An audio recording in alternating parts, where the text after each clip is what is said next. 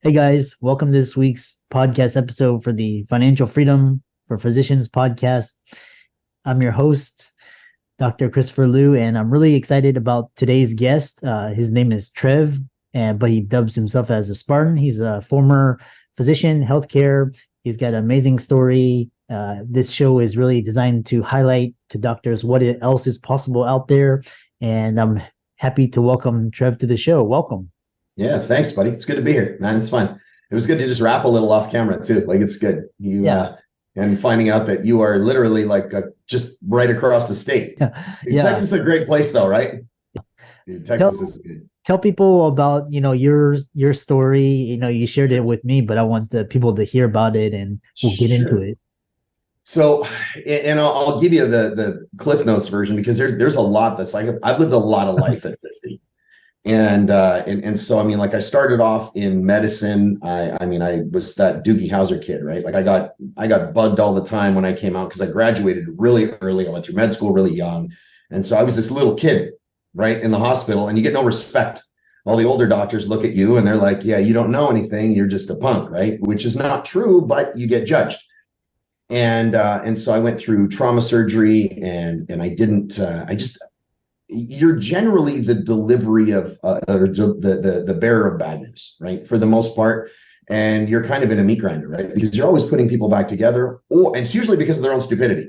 And the other part is, and it's not meant to disrespect anyone that comes in for genuine traumas, but most of it is self-created. Like I said to you earlier, I said, it's like I worked just down the street from a bar that was the most violent bar in the city. So I just saw bozos Fridays and Saturdays coming in with self-created injuries because of their egos. And it's all those dudes. It was never women. Women are smarter than men. I'll just say it right there. And all your women watching now just went, I like this guy, right? It's the fact that like either I was the legal drug pusher, because most of the time you can solve a lot of problems. And I'm not this guy that gets on a soapbox and starts, well, the power that made body heals the body, and all this stuff. Listen, you need a doctor, right? You need medicine. You need things that like my life was saved because of surgery. So, and I'll explain that in a minute, but I came out and I went, I can't do this. I never saw my wife. I never saw my kids. I was commuting and it was just, that's not what I signed up for as far as being in this world. And I felt like I wasn't doing my best. I wasn't serving people the way I should. And my mindset wasn't in it. I had migraines and upset and bitter, and I just didn't like anything about it. And so I switched to sports med and then chiro and PT. And all of it still had the same vibe. And it was always the board. I got so tired of boards because they go, excuse me, they go, we're here to protect the patient. Except that doesn't make any sense because who's protecting us? Like I remember one lady at the board said to me, oh, we are here for the patient, not for the doctor. And I go, then why are you called, the board of XYZ? I go, that makes no sense. You should be the patient's board then. And what they do is they put you in a box and they confine you and they go, if it comes outside of this box, you can't do it. But yet if it goes outside that box and helps your patient, why would you not do that? And so that's the kind of thing I would struggle with. And I would go to battle with them all the time because I had no problem. Like I'm not the guy that backs down. I only have one speed, full throttle. So I'm like, I'm not going to listen to you guys. So it was always static and always butting heads. I'm like, this is ridiculous. I'm never going to win against these guys. So I just went out and started doing my own thing. Instead, I started posting on social media. I got so much hate when I started posting how to fix injuries and tissue problems and just about anything else. Like I went from depression to knee pain. Like I covered everything and I just gave it away. I used to have people calling my office, yelling. It was always doctors yelling at me that I was stealing their patients, that I shouldn't be giving it away. And that how dare I as a doctor? And yet what it really was I was taking revenue away from you. And they didn't like it because we would do a couple of $1 million a year, easy. And we didn't have to try because we were just helping people. And I think that's where a lot of docs struggle is your job is to help people. You look at what we say, the main phrase, above all, do no harm, right? Above all, do no harm. But if you are confined to a box that someone else says that's not in the moment, that's probably never practiced, telling you, Chris, you can't do this. And you're like, yeah, but this is going to help this patient. And they go, yeah, but you can't do that because it doesn't fall with your ICD-10 codes. What? right? Like it's just bullshit. And then the insurance game is just a whole other story. You submit a bill for 50 grand and they give you $7. And you're like, this doesn't make any sense. And you have so many, like, I don't know how many times, I won't say the insurance companies, because I don't want you to get a flag, but there's so many out there that do nothing. And then they send you bills negotiating. You know what I'm talking about, where they're like, hey, we can give you this much today, or we can give you your full amount, but you won't get it for like 3 weeks. Right? Like, how many times you get a letter like that? I'm like, I'm not doing this. This is ridiculous. So I went out on my own and I started it was accidental. I started posting about how to fix everything. Like I said, injuries and problems, and it just grew. And my buddy said, hey, listen, why don't you make a business out of it? And I went, I never thought of that. I'm old enough to go, there was no such thing as a cell phone or online when I was a kid, right? Like people were like, internet, what's that? And it just exploded. But over the time, like my wife and I have been together for almost 18 years. And I've gone through, I met her when I had stage 3B non-Hodgkin's lymphoma. They gave me 9 months and they gave me chemo and it just about killed me. They radiated me a bunch of times, but it starts the mind going, listen, if you're going to keep doing the same thing and just renaming the chemical or the treatment, you're going to get the same result. They burn you, they slice you, they poison you, and it didn't help me. And I got worse. I wound up walking with a cane. I was throwing up all over the place. I was covered in bruises and I was sick. So I went through all that. And then 20 months ago is when I really hit the gas on just setting up, making people basically unkillable, right? That was my motto. It's like, because somebody said that, like, dude, you're like unkillable. I go, good. That's the point. Like whether it's your marriage, your business, your finances, your like it's become that, as a doc, as a human, as a dad, as a wife, as it doesn't matter, just as a person. And I went in, I got sick, went into the hospital. They tried to label me as that thing. I won't say it. And it wasn't, right? You're laughing because you're like, yeah, because who knows what sensors are out there. And it turned out that wasn't what it was anyway. They tested me 5 times. All 5 came back negative, but they still put it in my records that said that thing, just so they could cover their butts. And what wound up happening is between when I went in the first time, and then there was a 3-week gap when I was at home, I was on oxygen. I could barely do anything. There's all these videos of me working out with a oxygen machine. I was about 150 pounds. I would do like 5-6 curls and I'd have to take a break because I couldn't function. And this mass grew in my chest, about the size of a football, in 3 weeks. Now, you might know this, the remdesivir protocol, right? Like they started talking about all this stuff. And I went, that's not going to help anybody. Well, my guess is that kind of triggered things. So I went in, they took a picture of me. They went, you need to go to ER right now.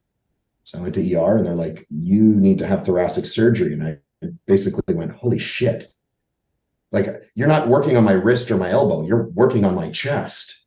And they took a robot and the guy with an Xbox controller basically did surgery on me, right? 6 arms, did the whole machine. And so I have all these incisions on me. But when they went in, they ended up taking my left lung. When I came out of anesthesia, or when I came out of surgery, I told my wife to film everything no matter what, right?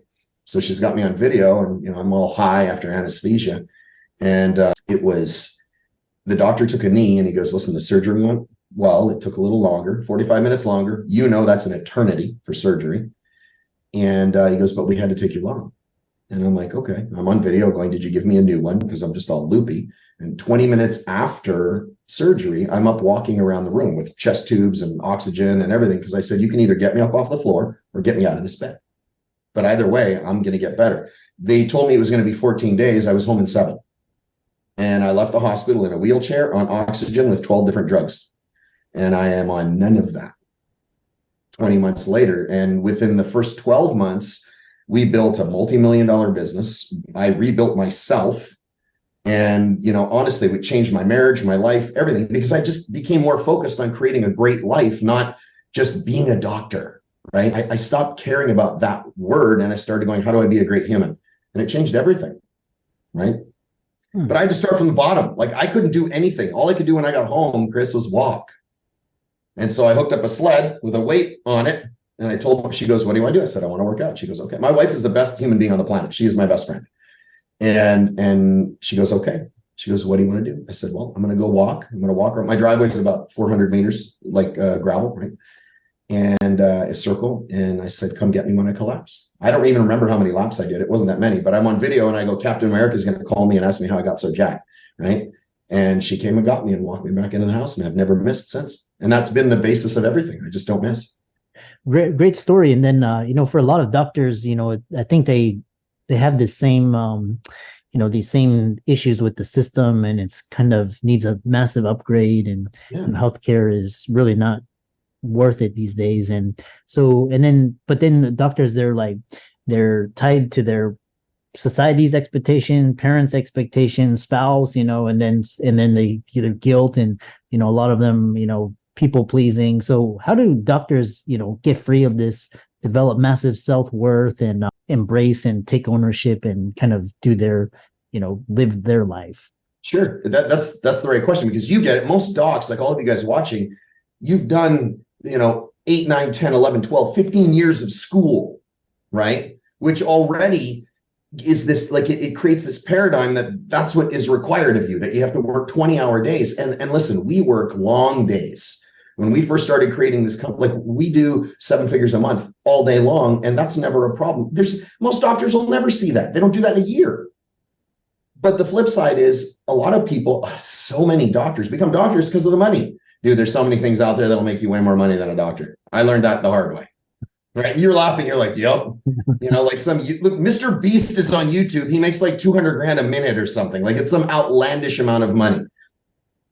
But you have to love what you do, and you're not allowed to as a doctor for the most part.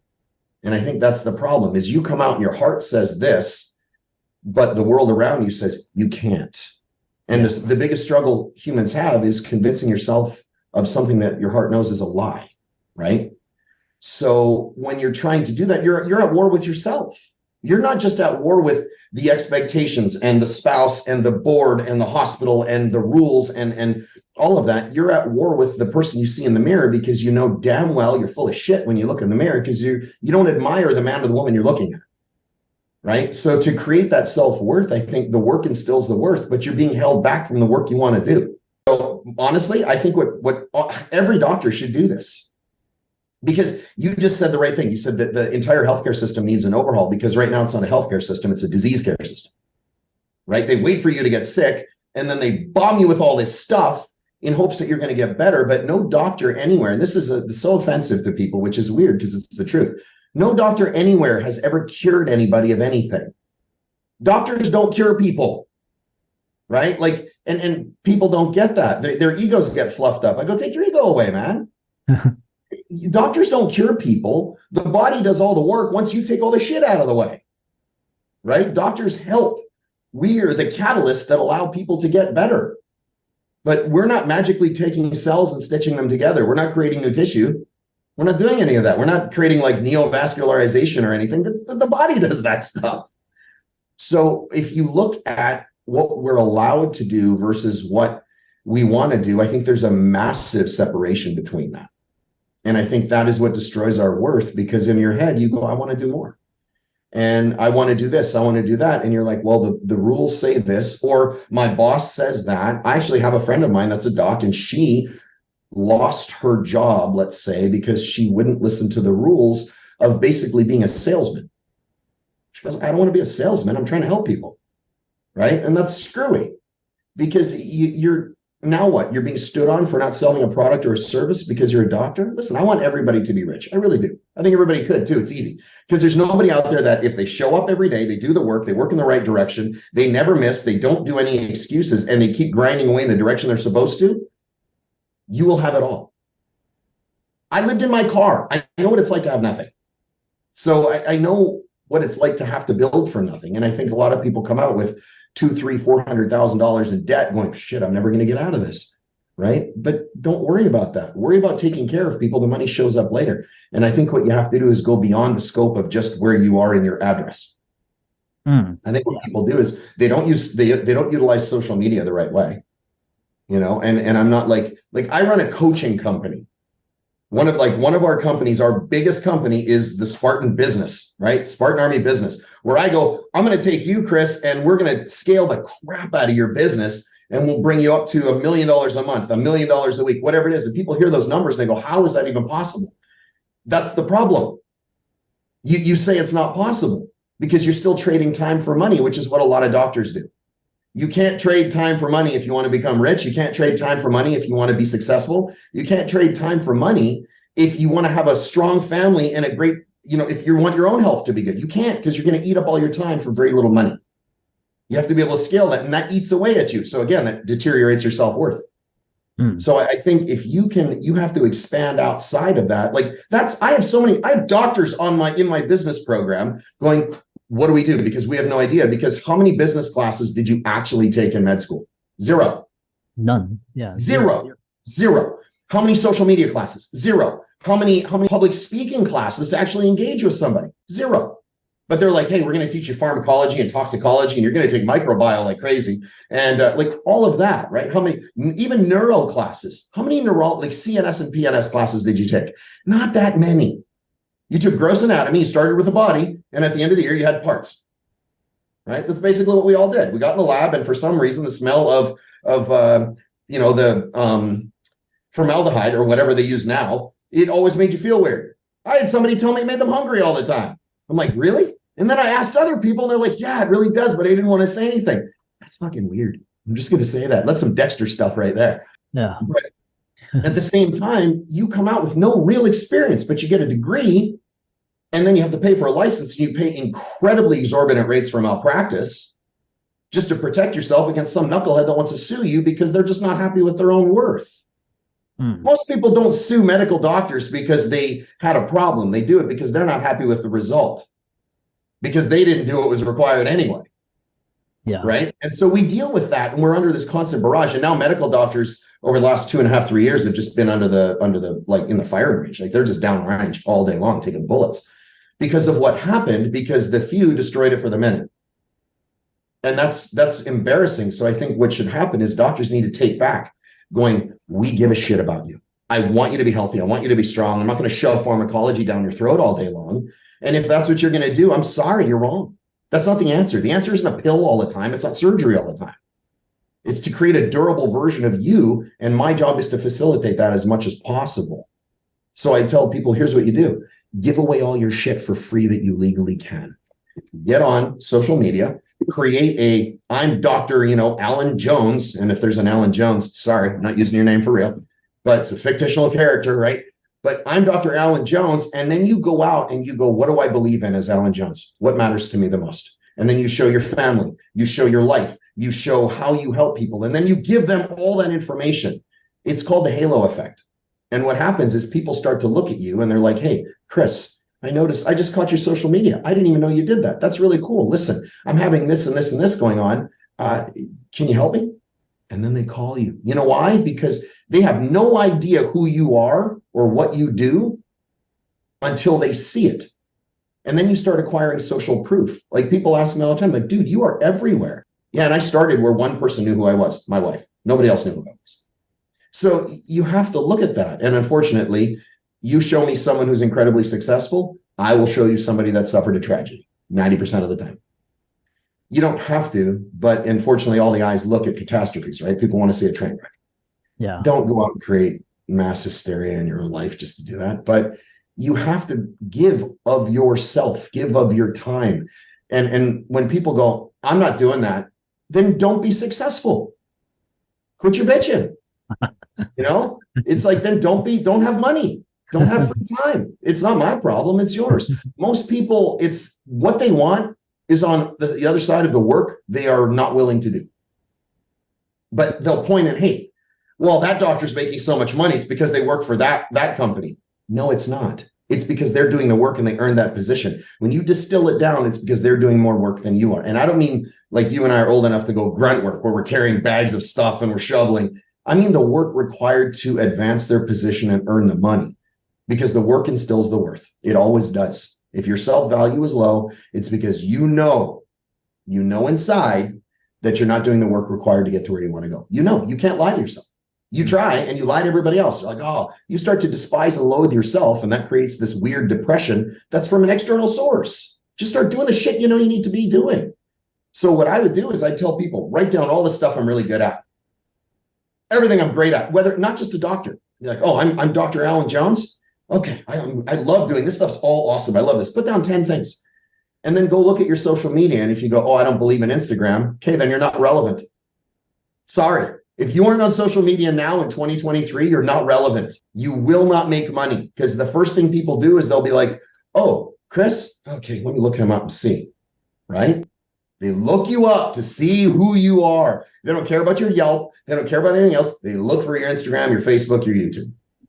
So just be that person, and then put together a posting strategy. This isn't a marketing like podcast. It's me just going, show your resume is you.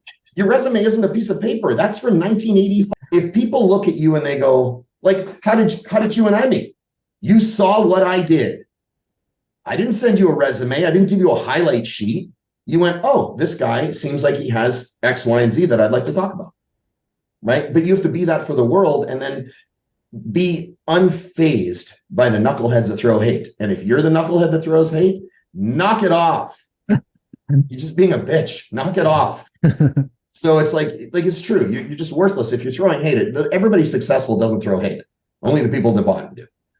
But you have to be willing to just go, I'm going to give it all away. Because what I've seen at the older docs, and they come to me and they're like, well, how are you so busy? How do you have so many people? Because I give all my stuff away. Yeah, but then they all have your stuff. It doesn't matter. They have your stuff anyway. Yeah. Even if you think you're not. And if you're this guy that goes, hey, listen, I'm going to give you this 10% of whatever it is. Okay. But the other 90%, I'm going to make you pay for it.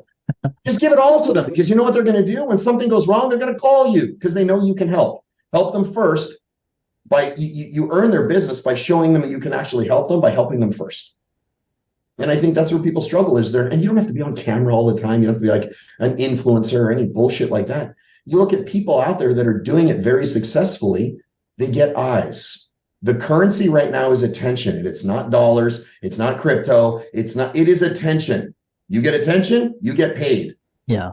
You know, like my business is 8 billion people large. I can choose anyone I want, because and this is free. This is free. People go online like, I have to buy ads. Why? I don't know following. Start one. Well, I don't know what to say. What do you like to do? What do you like to talk about? What matters to you? Talk about that. Yeah, but that's not really what's trending right now. Stop worrying about that. You post for you. The people that resonate and vibrate with you and are on the same frequency will show up. Right? Your frequency is what you frequently see. And people go, I'm trying to be someone else. That's why nobody's coming. You're manufacturing a character instead of being who you are.